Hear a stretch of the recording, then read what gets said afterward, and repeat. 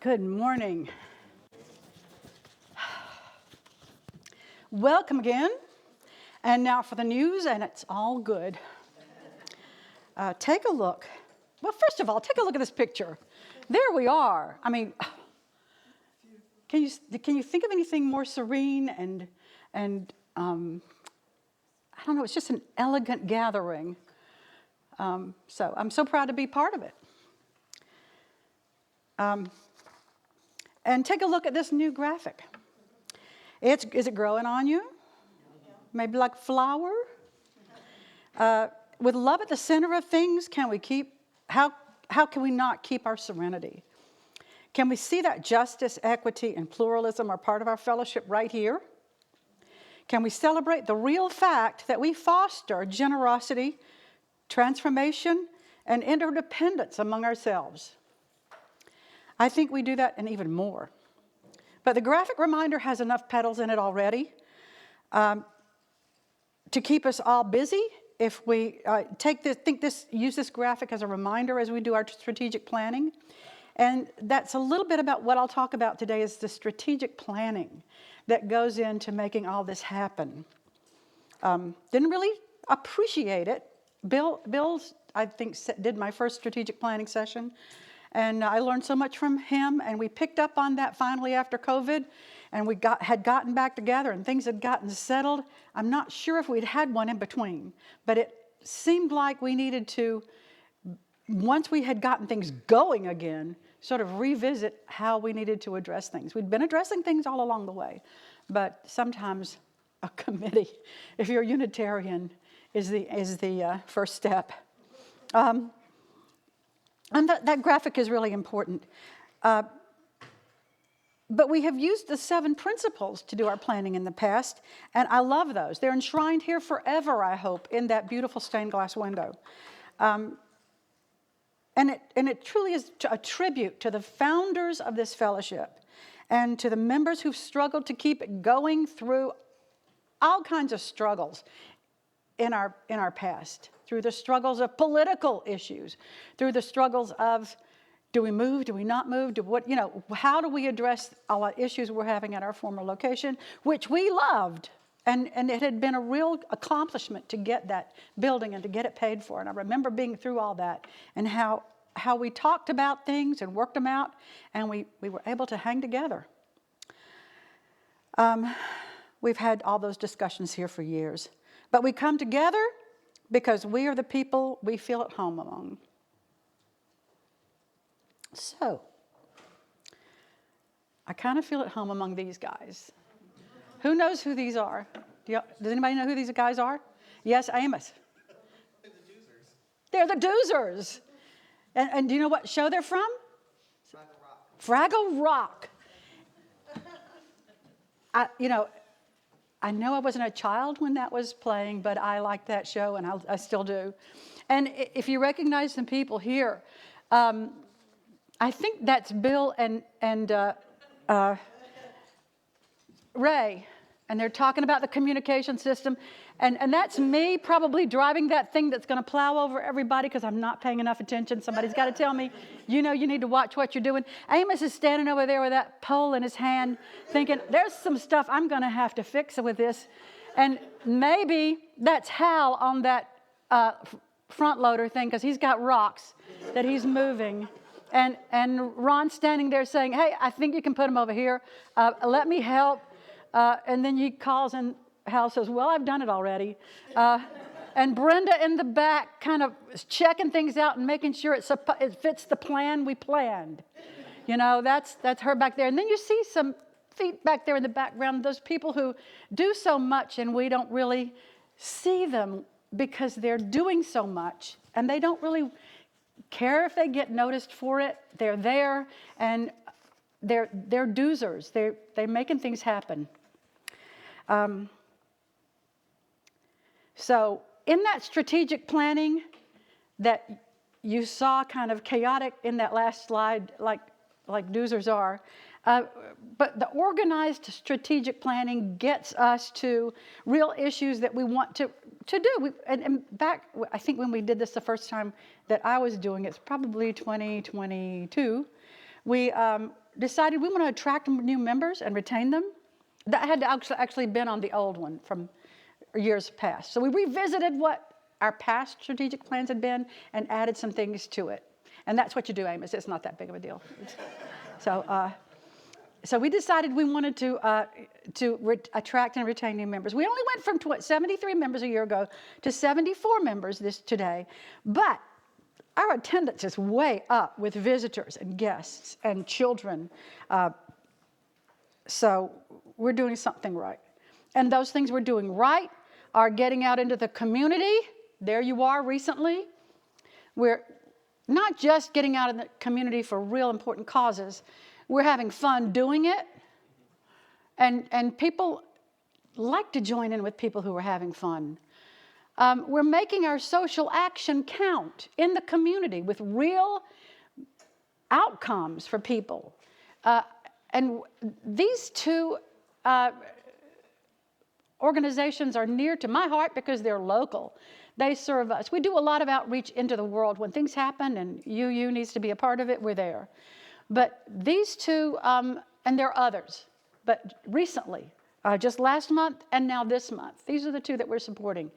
And thank you, whoever that donor is, with the extra $1,000 to match what we give. We'll make a real significant donation to that organization, I hope.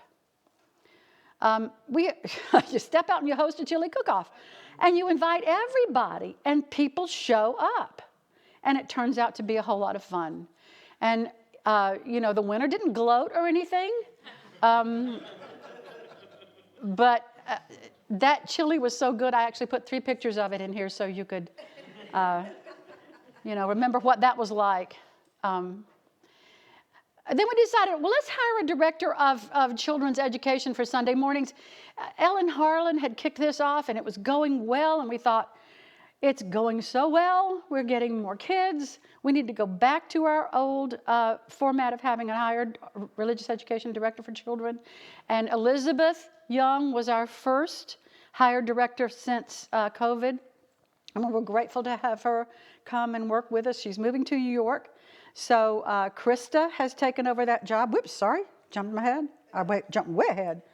Oops, back up. There we go. I'll get my finger off that button.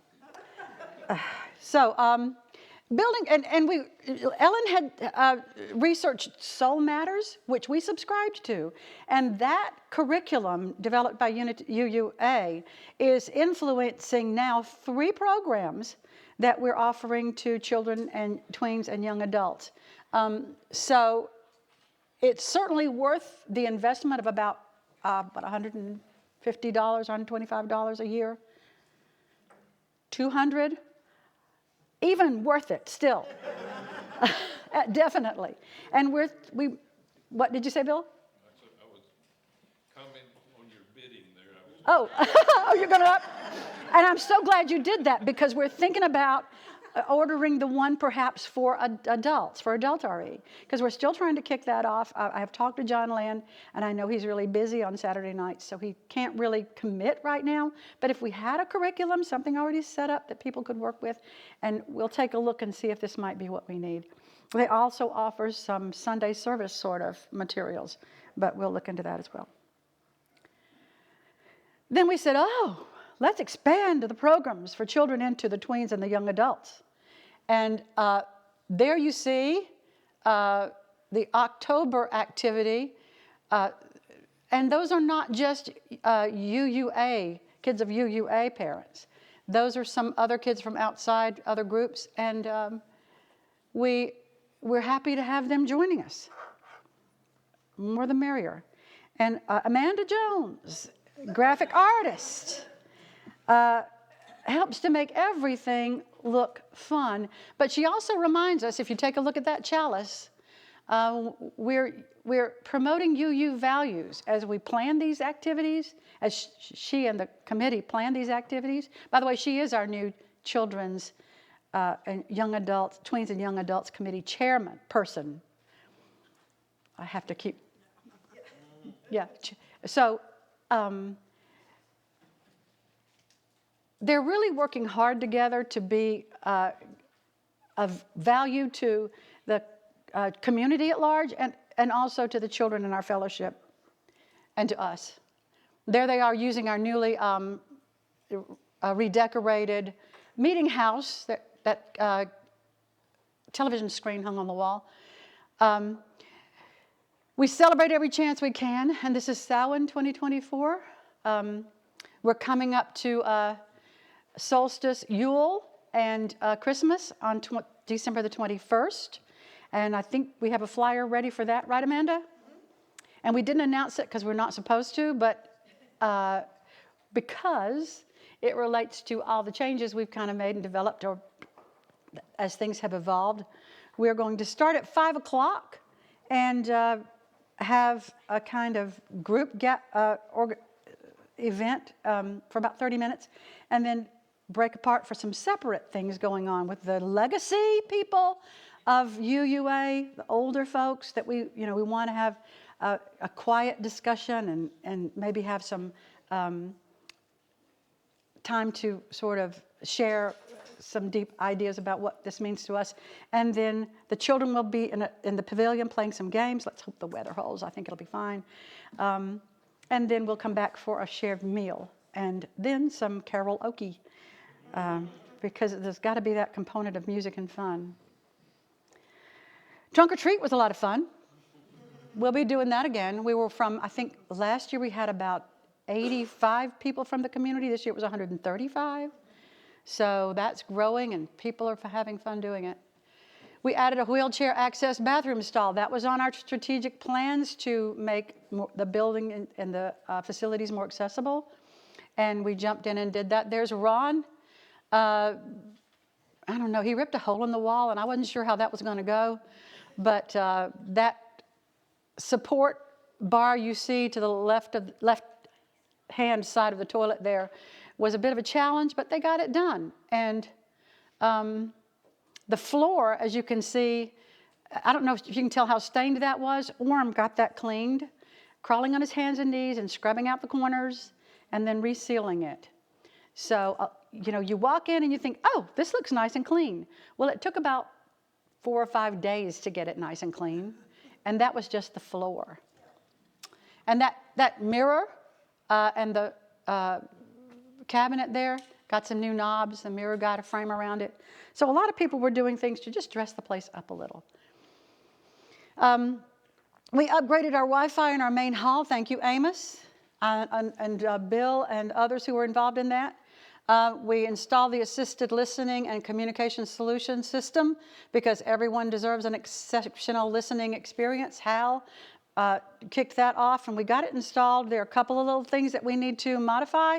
One of them involves ordering a new soundboard because some of our jacks are dead. So that's causing some problems, and we're going to work on that at the next board meeting next week, and that'll be solved very quickly. And we're going to have a reliable sound system if all goes well. Yes. We decorated the meeting house and added that wall-mounted television. It's a comfortable place now with a conference table, so it's a multi-use space. And we create a friendly, fun, educational campus. We've got a pickleball court. It's a multi-generational activity. And we're preparing for bees and butterflies. And we have the beautiful landscaped pavilion and space. Our space is really exceptional. You'll see more pictures of those kinds of things as I get that announcement slideshow as it evolves.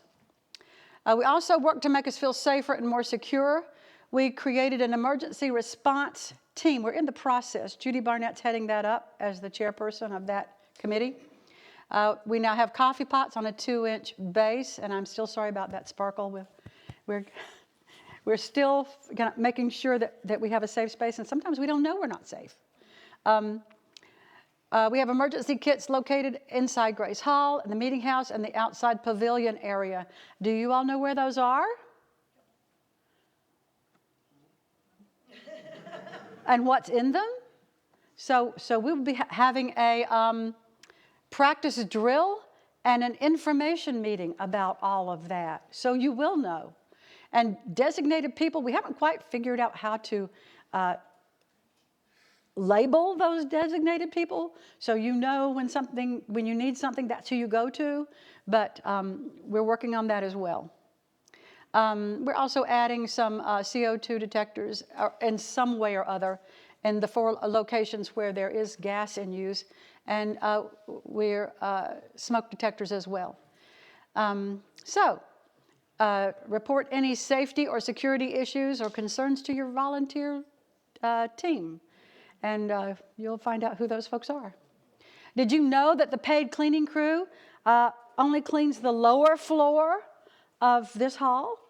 And they do it only once a month after first Sunday luncheon. The rest of the time, we have to run the little vacuum cleaners around. We have to wipe off all the tables. And that's all done by volunteers. We have to check the bathroom trash, all kinds of things that happens around here. Clean up the kitchen. It happens with us. Because of that, food and drink, except water for the speaker and the service leader and the singers, should be kept in the morning coffee area or at the covered tables, never on the upholstered chairs in the main hall or the meeting house. That's just something that we have found helps keep our cleaning bills down. Regular ongoing announcements will be posted on the wall in the coffee area and emailed to you each week. That will no longer be part of our Sunday service if we can help it. So look at those emails. Look at the back wall. Right there, it's everything that happens every week and some things that happen every month, but we know they're going to happen. So look at the wall and find out what it's about and when it's going to, who it's going to involve. Did you know that your Sunday programs and service leaders are managed by one volunteer, and he does a lot more? Did you know that volunteers have to learn the specific components of our sound, security, HVAC, Wi-Fi, web design, and computer systems in order to maintain all of it without constant tech support? So we have volunteers who become specialists in this group just because of all that. Did you know that committees exist to meet the needs of the fellowship at large and to give people with talents and interests ways to participate and to get to know each other? Committee chairs help to make sure the work is shared and that the jobs of trustees and officers and all those specialists are a little easier. So when you're asked, maybe join. It's fun. You get to know people that way. You get to participate, and you get to build a sense of community. And I hope it's a multi-generational sense of community. Share your talents and your skills. Otherwise, what's the point of having them? I know a lot of you have talents and skills that you use in your jobs, that you use at your homes, and in other ways. But one of the things I find astounding is how amazing and talented and interesting you people are when I get a chance to sit down and talk with you one-on-one without a lot of distractions. I have a little ADD. So it's easier for me when we're sitting and talking one-on-one or 1 on 2 or 3 or 4, however many of you there are. Like Craig brought his 2 daughters, and that was all fun. And so it's better to find a way to sit and talk with each other, to find a table with somebody you don't know, to join in a march and talk together while you're out there, to just participate together and do stuff. And that's how we build our community and keep it going. So that concludes my talk.